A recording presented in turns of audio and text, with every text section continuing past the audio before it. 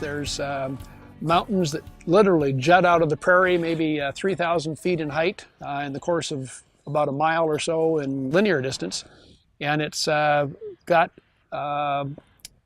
probably 90% of all the species that live in Montana can live in that zone.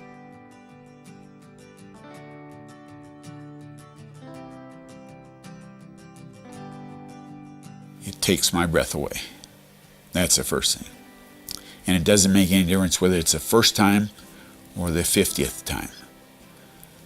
To be able to look out over thousands of acres of land that is absolutely beautiful, that really makes a difference. So it's an experience I can't really interpret to you.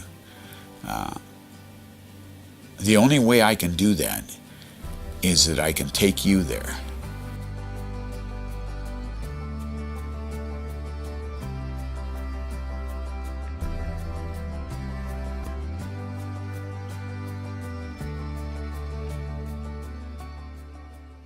We first started a little group in 1977 called Friends of the Rocky Mountain Front when the Forest Service was about to lease all of this country for oil and gas leasing.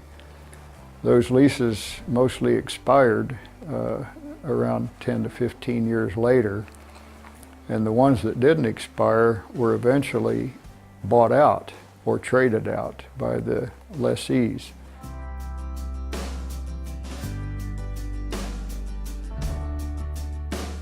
My view is that we're not on this earth very long, all of us, and each of us has a moral obligation when we leave this place to leave it as good a shape or better shape than we found it, and that's economically, politically, but also environmentally, and others will follow us. I think it's very important that they're able to enjoy what we have.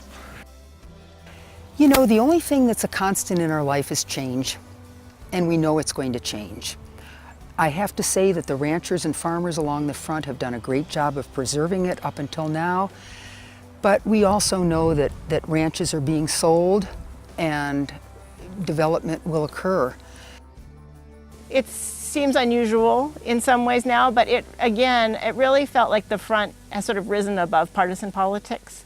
More than almost any place I know, when you have broad support, people can be Republicans, Democrats, Independents, or really not really want to get involved in politics whatsoever.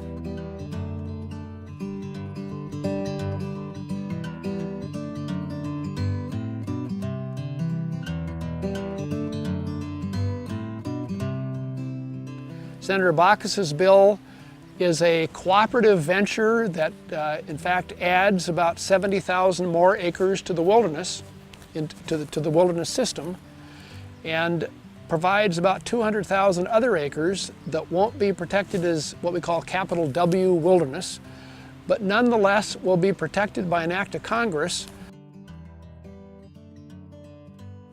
The Rocky Mountain Front Heritage Act really is a grassroots situation. It's a grassroots attempt to preserve a beautiful part of our country. It is unique in that it really is citizen-grown. It's a citizen-grown act. We've been working on it for a long time, but I think it's unique in that we compromised a lot. The easements, they keep ranchers working on their land without having to chop it up into little subdivisions, to keep in business, and pretty soon subdivisions are what you have on your land.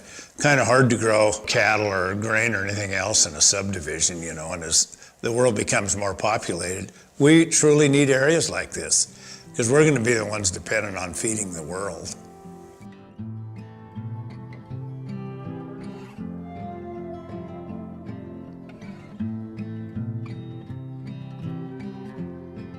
I think we all need a place to go that gets us away from our televisions and our computers and, heaven forbid, our cell phones and everything else. They don't work there, let me tell you. It's wonderful. And we need to have that. We need to have that for the sense of peace and just to have that balance in our lives. Every species that was existing here when Lewis and Clark came through this country over 200 years ago is still here, except for the free-ranging bison. And we've got some of them domesticated bison up here too on private ranch land. So you've got this enormous wildlife resource, plus, in my opinion, one of the most scenic areas anywhere in the world, from Glacier Park all the way down along this Front Range. I have a friend, a rancher on the Rocky Mountain front, and he's said this before. He said, you know, the Heritage Act is like an insurance policy. It'll make sure that what you leave to your children and to your children's children will remain. It's your guarantee that you're going to have this landscape intact for future generations. Let's reward these collaborative efforts and show that it's a model that can be used again and again. It takes time, it takes effort, but that's how you get the wrinkles out, and that's how you make the best proposal possible. So it's not broken. Let's keep it unbroken and leave something for the future, for future generations. The last 3 generations have made up most of the land management decisions in the world, and some of them in space.